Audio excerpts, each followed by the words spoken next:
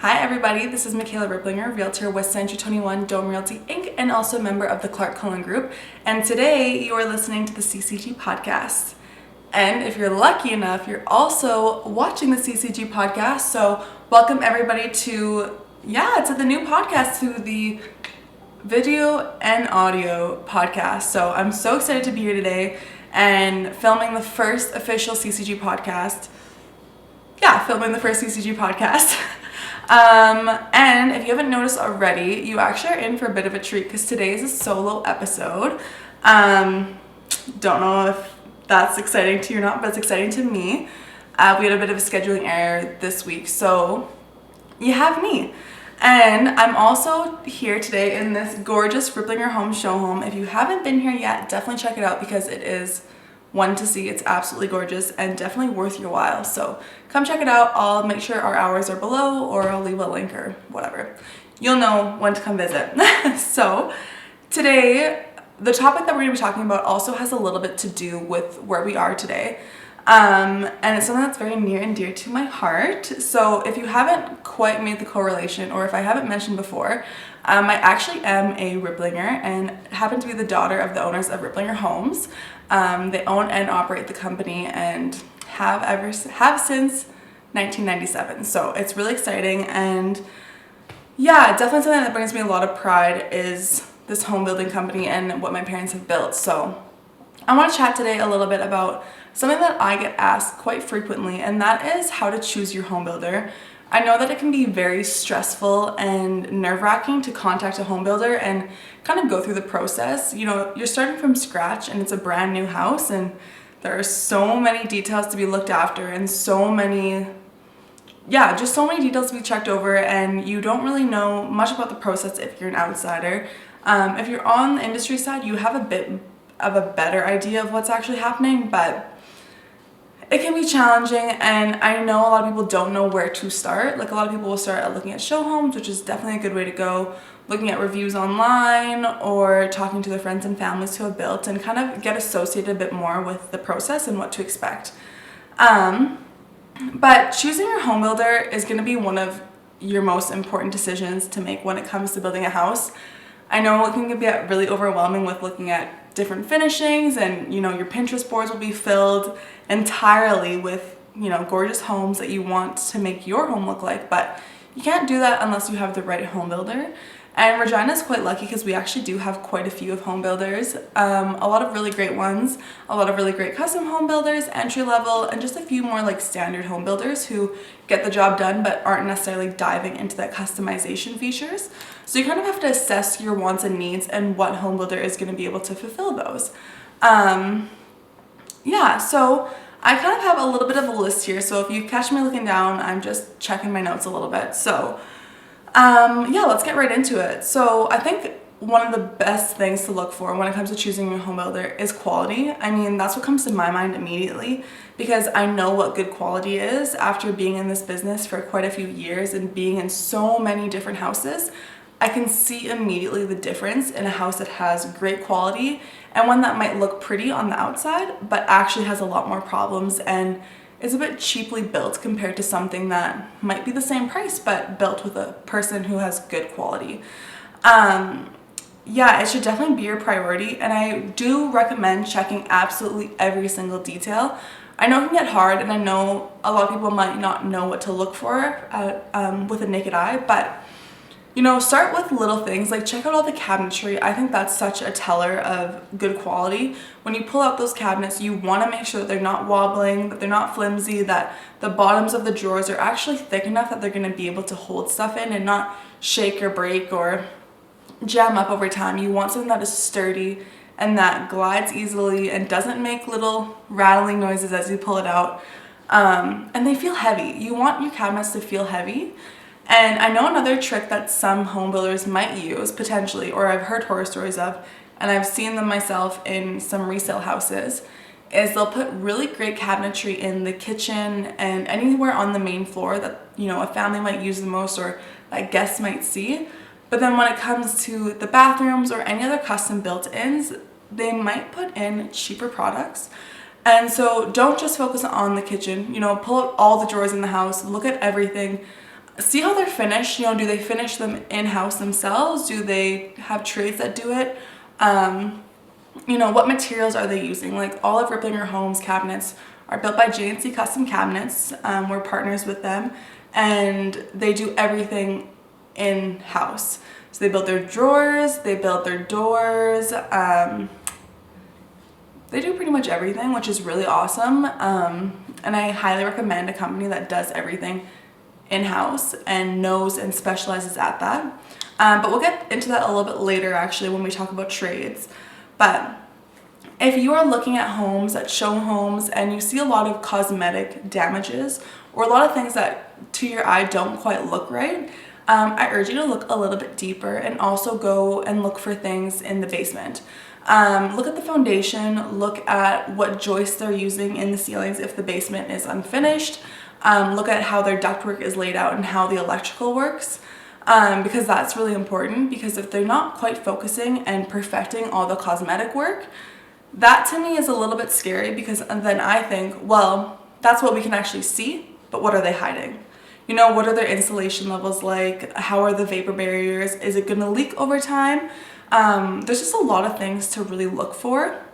And I know it can be really overwhelming, and you might think, okay, well, the door is scratched. Does that mean that the house is going to fall down? And that's not what I'm talking about. I'm just talking about, you know, if the paint is patchy everywhere, or if they have splatters everywhere, you know, if the tile isn't grouted properly, or if they haven't siliconed down all of the countertops or all of the windows, you know, if the flooring doesn't quite look right, that to me is very telling of what the actual guts of the house are going to look like. So just kind of keep that in mind. And also remember, I don't think I mentioned this yet, but also remember that show homes are what they want people to see. And if their show homes aren't quite up to your standard and quality, who knows what the quality of your house is going to look like, because they know that only you are going to be living in there. And, you know, thousands of people might not see your house compared to the one that's actually for sale with them. So just kind of keep that in mind, because I've heard that from a few different people, and I do believe it, because everything is completely different. So just, yeah, make sure that the quality is there. And then also with quality, and we kind of touched on it a little bit with the foundation, but do they actually know how to build in our soil? If you're with a new builder who is out of region, you definitely want to double check that they understand the needs of this city. If you've lived in Regina long enough, you know how terrible our soil is. We have a gumbo soil that expands, decreases, and it's really hard to work with if you don't know what you're doing. So if you're building in the city, you want to ensure that there's going to be piles under your foundation. You want to make sure that they're doing a concrete foundation and that everything looks solid and they know what they're doing. You know, have they had an engineer's report, and have they had an engineer actually help them develop how they should finish their basements or how they should pour their basements? Because I think that's really important. So yeah, keep that in mind. And also with like structural slabs, like, do they offer that option? Do they know how to properly do that? And then also, is that a standard feature, or is that an upgrade to do things like piles or concrete walls? You know, the things that are required to build a proper house in the city. Yeah, make sure you understand that, and that you know that the builder understands that. And I think that also ties us into then their specifications. So every single home builder will have their own standard set of specifications, and you know, if you ask nicely enough, they'll give it to you, or they should give it to you, because you want to know exactly what the house is going to look like from inside to out. Their standard set of specs should show you exactly what they put into every single standard home, and if they are a custom home builder, they most likely will be able to vary a little bit. You know, maybe they'll not downgrade, but choose a lesser item for one thing, or upgrade it in another spectrum, and you know, just see what the options are there. But really do see their specifications and compare them to other builders, because with one builder, for example, you might get, oh, what's a good idea? I always use the example of pot drawers. So pot drawers are a little bit more expensive to build, because you need to also include the glides, which pulls them out, and that's an extra cost. So with some builders, they'll only offer you one pot drawer, And the rest will be just the regular cabinets that you open the door and then you have to shuffle around and get things from below. Or do they go based off of that specification? Because we have like 6 pot drawers right here in our show home, and this show home is pretty much to our standard specifications. So you want to understand what is their standard and what is an upgrade. Yeah, so when you also look at these specifications, you're going to see differences between each builder. Obviously. I mean, I kind of whatever. Yeah, you want to see the differences because every single builder is going to be different. And say if you're getting quotes from several builders and all of their prices are slightly similar, you might actually be surprised that the builders that are charging more or a similar price might actually be giving you a lot less. So you want to be very careful of what you're looking at. Like for example, granite countertops. They might only offer granite countertops in the kitchen and then everywhere else is laminate. And a home builder might only offer you laminate flooring, whereas another one is offering you hardwood at the same price. So look at those types of differences and really understand the value of what these home builders are giving you, because it can be very misleading, especially when you're going off of blind quotes. Yeah, and you also can get very trapped into this because if you go with the home builder that is the cheapest price and you're thinking, okay, this is perfect, I'm getting the exact same thing, you know, I'm getting a 2,000 square foot 2-story with their standard specs and they're offering it, you know, 20 grand under than this other home builder, you might be surprised that by the end of your build that your house could actually be more expensive than a home builder who was giving you, you know, that 20 grand or who was saying that it's going to cost 20 grand more. You know, you could be spending an extra 40,000 just to get what you exactly wanted. Whereas that other builder was already offering you that and you just couldn't wrap your head around the specs. So be very careful about that. I do think that's very important. And I've heard like this, I'm not lying to you guys. This is an actual thing that happens. And I've heard a lot of horror stories from people who have chosen a home builder due to price and then turns out that their house is actually more expensive because they didn't get everything included that they wanted, whereas another home builder was including everything and it was at a slightly higher price. So just be careful. And I guess this is going to kind of transition us into my next point as well, which is price per square foot. I know every single time I get a question from somebody who is potentially looking to buy, the first thing that they ask is, what's your price per square foot? And I really urge you not to ask this because it's not telling.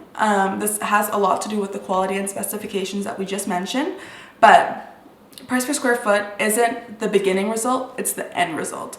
So after you've included absolutely everything that you want in your house, you know, once you have your allowances, once you have just everything quoted out to a T, then you can calculate your price per square footage. But at the very beginning, you really can't, and I really urge you not to ask this question because it's not telling of what you're going to actually receive in the end. Yeah, so don't get trapped into asking price per square foot because yeah, it's just not a good idea. And I know of people who have been quoted price per square foot, or they only look at price per square footage. You know, I helped quote out a home for somebody a few years ago, and they told me that my price per square footage was way higher than anybody else's. It was only like $5 or $10 off, but it was way higher than everybody else's, and we were charging way too much, and it was just ridiculous. And then, so they went with the lower price per square footage, but then at the end result, their price per square footage was more than what we were offering in the beginning for the same items that they wanted. So, I mean, come on, you gotta look at it. So don't ask that question. Really, I hate that question. I hate dealing with it. It's not what you want to look for. And I guess that, yeah, so don't look at price per square footage, and also don't go based off of price.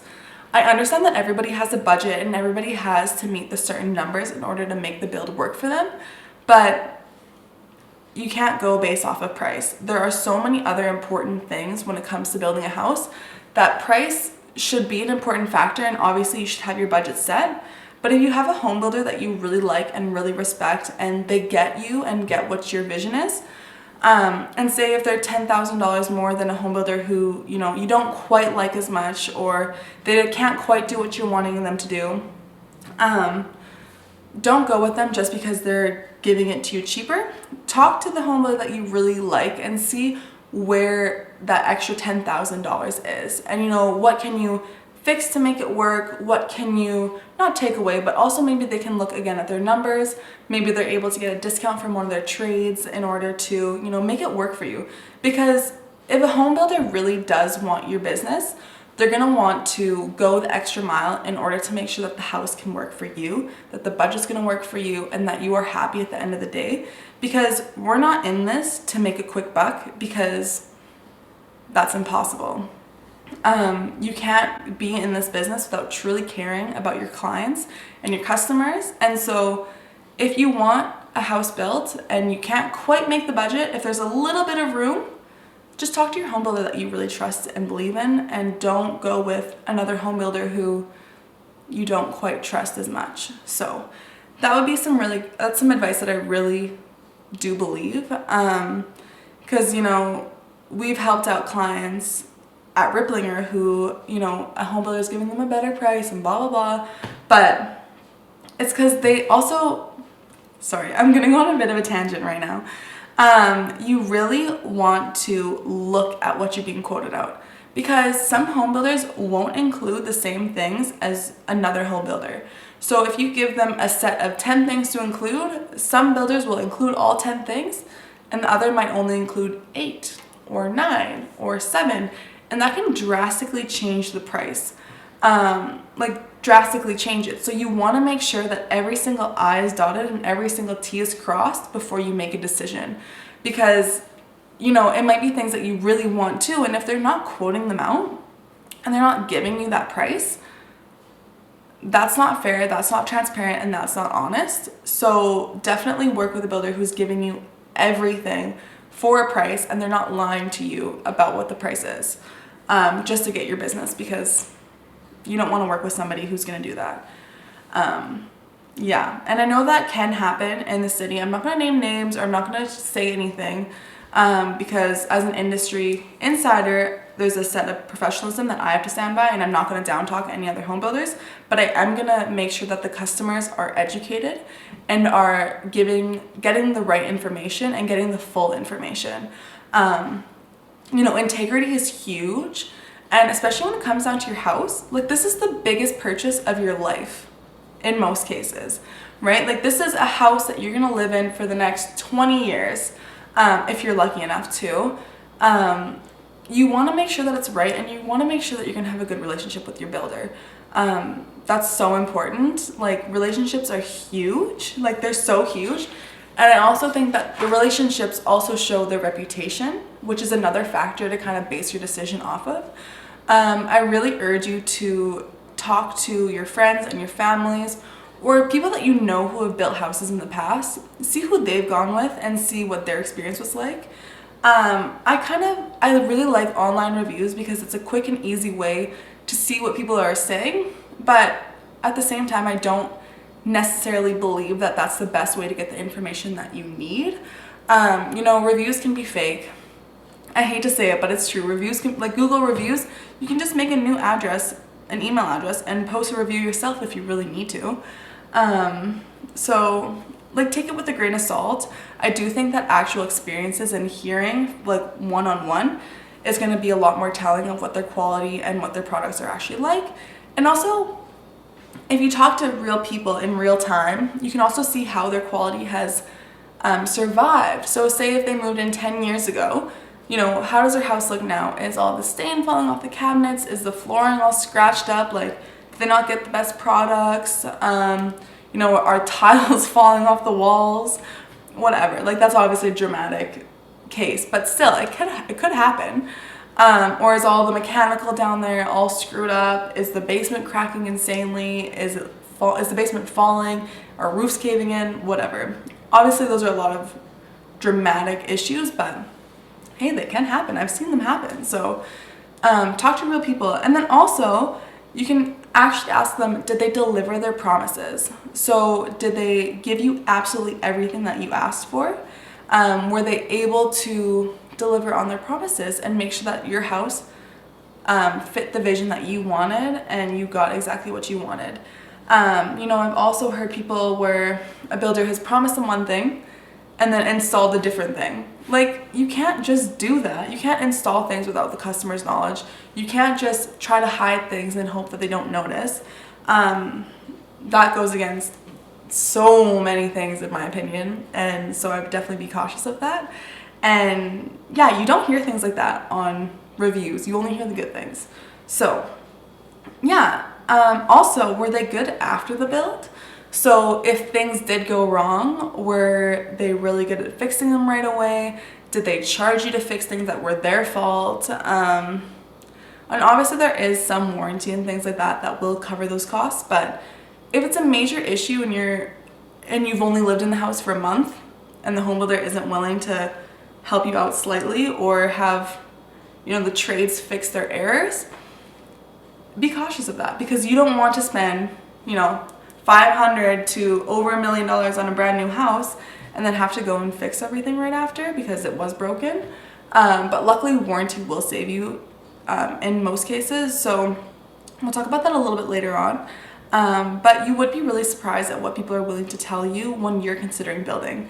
And if somebody's had a really good experience, oh my gosh, they will rave on for hours about that home builder and that experience, because yeah, when you have a good experience, you want to shout it from the mountaintops, and everybody loves their house and everybody wants everyone to have a home. They want them to be happy with their home. And if they have a bad experience, they're not going to want you to go through that either. So yeah, you'd also be really surprised to hear things that people say while they're in show homes. So if you're out touring show homes and you hear somebody say something negative about another home builder or something negative about that home builder, just keep your ears open slightly, because everybody has their own experiences, and of course everybody's bad experiences are probably worse than what other people might think, or there's exaggerations. We all do it where we're like, oh, we're in so much pain, like feels like my leg's gonna fall off, but really you have like a bee sting, right? Unless you're allergic to bees, and that's another thing, but like, you know what I mean, right? So yeah, just like talk to people. And also, if they're a really good home builder and you want to ask for references, they should be able to give you references. People who truly believe in their product, people who have potentially built with them 3 or 4 times, or people who have just really enjoyed the experience and are willing to chat with you about it. I know at Ripplinger we've taken people to some of our past clients' houses, ones that we have built 10, 15 years ago, and they still look as good as they do the day that we built them. And the things that the owners have to say about our company and about their house is like second to none, and it's really great for our clients to hear that. So yeah, ask for references if you're still a bit cautious and perhaps haven't heard the best things. I think it's really important. So yeah, ask around. Yeah. So the next thing too that we're going to talk about is quotations. I know it's a bit of a twist to what we were just talking about, but don't limit your options. If you have one home builder that you really love that you're not going to quote anybody else on, because you're satisfied with your answer, that's the home builder for you, don't be scared to get another quote. But if you do get a quote from another home builder, please, and this is just from an industry insider perspective, if you decide to go with another home builder, just let us know. Don't completely cut off communication. Don't never talk to us again. Tell us why. I think it's really important for home builders to have that information and to be able to learn from their past, like learn as to why they couldn't deliver in their quote alone as to compared to what another home builder was offering. So just give them that little bit of peace of mind, and I think it's really important. So anyways, yeah, so get quotations and see what the differences are. So say if you were asking for a certain floor plan with certain specifications and a home builder is completely different, kind of dissect the quotation a little bit further, dissect the specs and see where your differences are. And if you don't understand the actual terms, you know, make sure that they're able to clarify it and explain it properly in a way that you understand and that you're comfortable with. And you know, maybe you'll get why that house is, with that home builder, it's going to be an extra few thousand. Yeah, you want to make sure that you're dealing with somebody who's going to be able to not only educate you, or what is not only build a house for you, but also to be able to educate you on the process and educate you on what goes into a house. There's a lot that goes into a house, like way more things than you might think of. So yeah, that's really important, I think. And it can help solidify your answer as well. So definitely don't be scared to ask for a second quote. Just please ask politely and it's really hard when, you know, you've spent a lot of hours with somebody building a quote and making sure that they're comfortable and educating them, and then to never hear from them again. It's really hard. It's just common courtesy, in my opinion. And nobody's gonna yell at you. If you decide not to go with a builder, we're not gonna yell at you and heckle you until you cave and then sign with us. Nobody's gonna do that. That's not professional. And if they're doing that, then you made your right decision, and you know that you made your right decision. Okay, so tying in with quotes, another thing that you have to look for is allowances and change orders. When you get a quote from a builder, they should have allowances in there, because you're gonna go out to different trades and you're gonna, you know, pick your finishings. You're gonna pick your lighting, your countertops, your plumbing fixtures, your flooring, your paint, whatever, your fireplace, and you want your tile. Just like keep rattling it off. Your cabinetry, but no, you're gonna have allowances, and you need to know how much you can spend in those certain places. So one thing that you're gonna wanna make sure is that, are the allowances fair enough to get you what you wanted? Like, are the allowances based off their base standard or below their base standard? Are their allowances kind of mid-range, or are they really high and very generous? Because with most home builders too, actually I don't know about this part, but I'm just speaking from Ripplinger Homes perspectives. If, say on our allowances, if you don't spend the full allowance, we'll credit you that money back. So you can either spend that in a different area, or we'll just take it off the end house price, and you know, you can save like a few $1,000s here or there if you pick your finishings wisely. So you know, you can ask about that too. Ask about if they credit you your money back, or if it just gets absorbed anyways. Because I know that for some of our clients, like, they won't spend as much in one area, so then they'll spend money adding extra concrete, or you know, adding extra light fixtures, or spending more here or there. And actually, we'll talk about that in a different podcast on how to pick your finishings wisely. I'm hoping to have our interior designer come and join me, which will be really fun. So anyways, that's just a sneak peek of what's to come, but let's get back onto here. So a good way to also look at allowances and compare to certain home builders, I think one really good example that I have is lighting. So some home builders will only include $1.25 per square foot for your lighting fixtures and your pot lights, compared to some home builders who will give you $2 per square foot for your lighting fixtures and already have a standard set of lights included, pot lights. So that's huge. You're getting way more money to spend on your light fixtures because your pot lights are already included, opposed to that $1.25 for your lighting and your pot lights, which really isn't that much in the long run. Like, you could end up with like 3 pot lights in your main floor. So be cautious of that.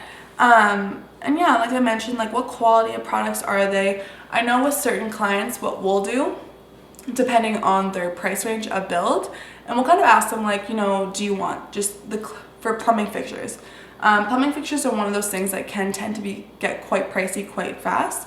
So for example, like, do they want just like the regular silver fixtures everywhere, or do they want like matte black, or do they want a specialty color, like, you know, like a gold or like a copper? What are their preferences there? And also, what standard of your back? Sorry, my camera went right there. But anyways, you know, you might be a few $100s over your allowance, and then you're gonna have to get a change order. And some home builders will charge you for that. So they might charge you an extra $250 per change order. And if you're changing something that's only like a few $100s over your allowance, now you have to add more on top of that. Or some will base it off of a percentage, like some will do 30% admin costs for that change order or whatever. And I don't really think that's fair, in my opinion. We don't do it at Ripplinger. We don't think that you should get charged for your change orders because it's not fair. It's not fair. You should get what you want, and you shouldn't have to be discouraged to get what you want because you're gonna have to pay that extra little bit of money, and that can add up over time. Like, say you change 5 things in your contract, that's an extra $1,000 right there if it's based off that $200. So be careful of that. Do your research and just ask those questions, because that's one thing that I don't think I've ever gotten asked before, but I've heard from other industry insiders who have seen clients get discouraged and get upset with having to deal with those change orders because they know it's going to cost them that extra little bit of money. And if you're working on a tight budget too, like, that can be huge. Like, you can, if you can spend that extra few $100s with that change order, totally fine. But if you have to then add more money on top of that, that's not okay in my books. In my books, that's not okay. But you can't please everybody, I guess.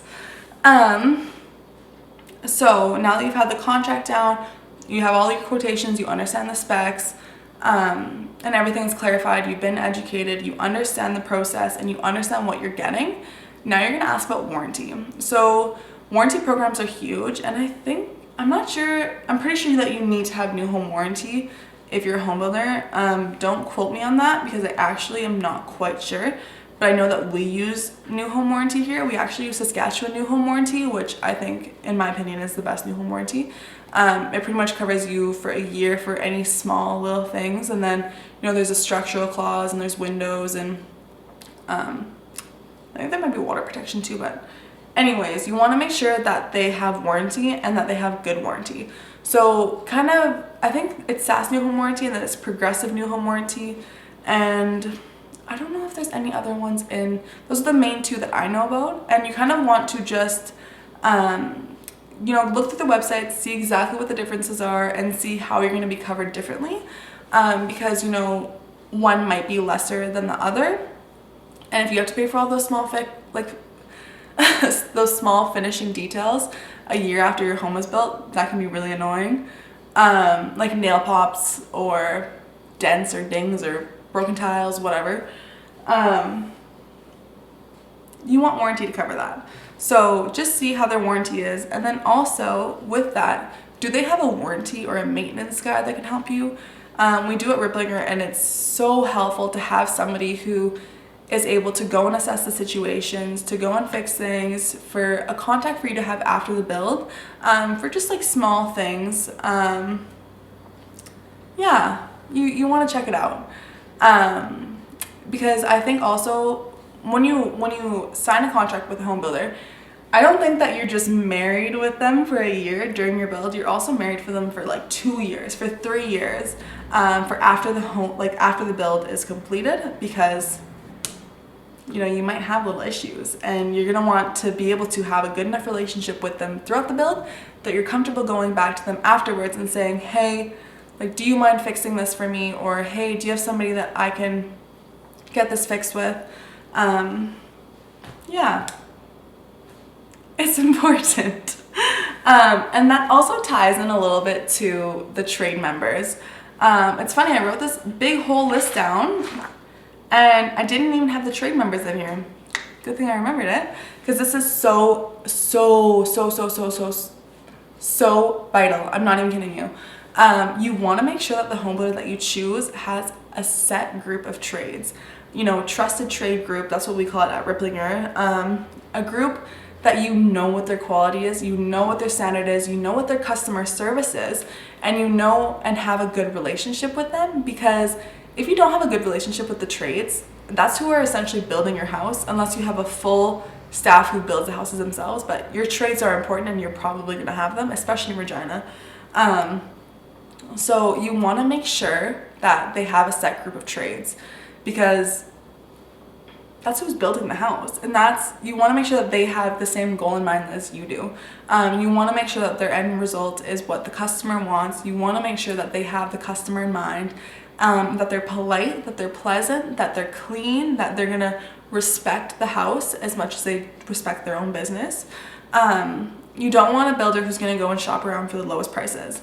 I don't think that's fair to the consumer, and I don't think that's fair to the trades. You know, a lot of people know that the building industry has suffered a little bit in the past few years. So I don't think it's fair to ditch your old trades and go look for lower prices, because they want to make it in this business too. And if they have that same goal in mind, then they're going to be really good for your clients, and they're going to continuously provide good support for your clients and build good products for your clients. So that's super important, I think. And also, when you do have a certain relationship with the trades, over time they're going to know how you like something built compared to another home builder. So they're going to know that, you know, our standard might be a little bit higher than another home builder's, or, you know, another home builder's standard is going to be completely different than what ours is, and they're going to know how to deal with each person, and the relationships get good, and then potentially, you know, it's a really good relationship, and you need those types of relationships to survive in this business and to provide good service for your clients and good products for your clients. So that is so important. And that also leads us to the next thing, which is customization. If you are looking for a custom home, I definitely recommend checking to make sure that the home builders are actually custom home builders. There are a few home builders who claim that they're custom, but they're not.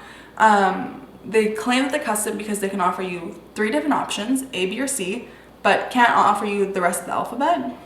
And you want somebody, if you're building a custom home, somebody who is going to be able to reach out of the box and, you know, make your dreams come true and give you exactly what you want. Because if that home builder isn't offering what you want, then they're not the ones for you.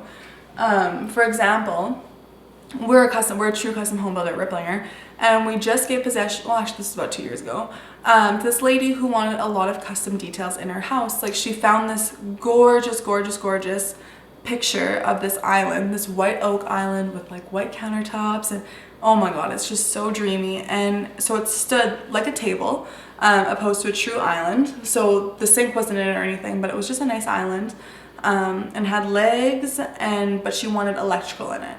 So instead of ordering a table, we actually, our cabinet maker, J&C Custom Cabinets, they have this one this one woodworker there who's absolutely phenomenal. Oh my god, like, shout out to you, Ed, if you ever listen to this, which I know you won't, but like, you are freaking unbelievable. Sorry. But anyways, he hand sculpted these gorgeous white oak legs, figured out how to perfectly wire them through, making sure that they're stable enough to actually be drilled into the floor and hold, you know, the quartz on top, and just make sure that everything was absolutely perfect. And then he built her like a custom range hood to match. And, you know, you want a home builder who's going to get excited about your ideas and is going to get excited to build you what you want and really provide that customer experience and that customization that you want, because it's important, and that's what you're dealing with, a custom home builder for a reason. So don't be scared to bring your ideas. I know our site super hates Pinterest. There's so many cool ideas on Pinterest, but some of them aren't realistic. But it's too funny. I wish that you guys could meet him, but that'll never happen. But yeah, so just don't be scared. And even though he hates Pinterest, he will do your ideas from it, because he has done it in the past. So like, don't be scared to send your home builder Pinterest links. Get those boards going, get those Instagrams going. Like, we'll look at it. We want to make sure that your vision is going to be able to come to life. And we can't do that without actually we can do that without visualizing what you want, but it's great to know what your idea is and what you have in mind.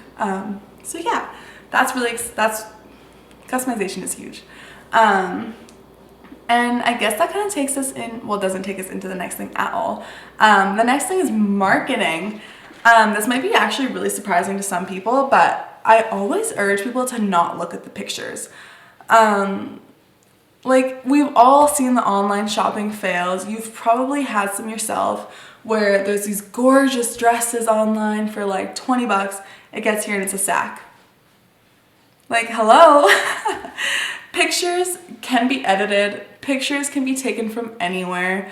You know, you can take pictures at a certain angle to, you know, to make sure that you don't see the mistakes. And also, you don't know what materials are being used in the pictures.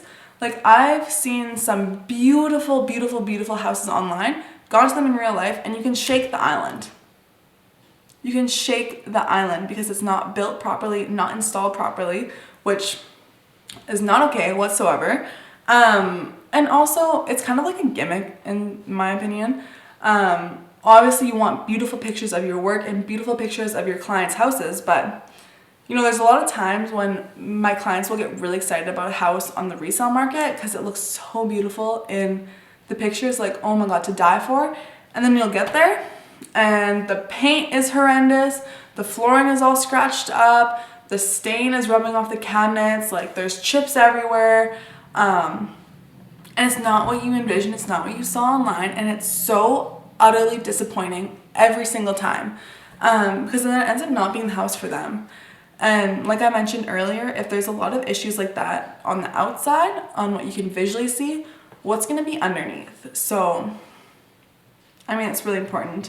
And like I said, like, pictures can be edited. Things cannot look what they look like in real life. You can't touch and feel on a picture. You can't smell in a picture. Like, if they're using dangerous chemicals, like, you can smell that in real life. But you can't touch them. You can't feel them. All you can do is see them, and I don't think that's very telling at all. So don't get tricked by, you know, by marketing. Don't get tricked by it. I think we all get tricked in some cases, but don't let it happen to you. Don't let you be a victim of it. You know, there's a reason why you can't buy houses online, and I do think that that's one of them. So, you know, actually, when I was getting my realtor's license a few years ago, you have to take this class through the ARR, and the realtor who was running it always said, you can't smell the pictures, and that's why you should always make sure that your clients get in the houses instead of just basing it off of the pictures. So that's kind of something that that's always stuck with me, because I do think it's very true, and I think it's also the same with new homes. Make sure you don't get fooled by marketing, and make sure that the products that they're using are actually good quality, that they're gonna stand the test of time, and, you know, do your research. I think those are kind of all the points that I wanted to touch on.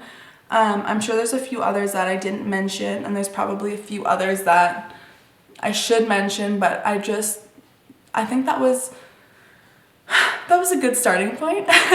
I'll definitely make sure to do another segment like this one, perhaps on how to build your house. Maybe I'll get Ken, my dad, in to talk about his processes, or, you know, if you're interested in kind of like an industry insider that way, definitely feel free to let me know. I'd be happy to help and be able to provide that service and that episode for you guys. So yeah, if you have any questions about this, or if you want any advice at all, or if you are looking for a home builder, don't be scared to reach out to me. I would be more than happy to help you. But yeah, for now, I think that's it. I think we're done the solo episode. I did not go on as many tangents as I normally do. It's so funny. I normally record like 4 of these episodes and then I just delete. But you know what? This is pretty good. I'm proud of myself. Which means that you have to give a like to this episode. I don't know if you can like up. Can you like these? I guess you can if this is on YouTube, because this is going on YouTube. So like this, give me a comment. Make sure you follow the podcast on whatever audio thing you like. Give us a follow, show us some support. We're always looking for also more industry insiders to be on the podcast. We really do want this to be a go-to source for people to learn about our industry, to get a feel for local businesses, for local trades.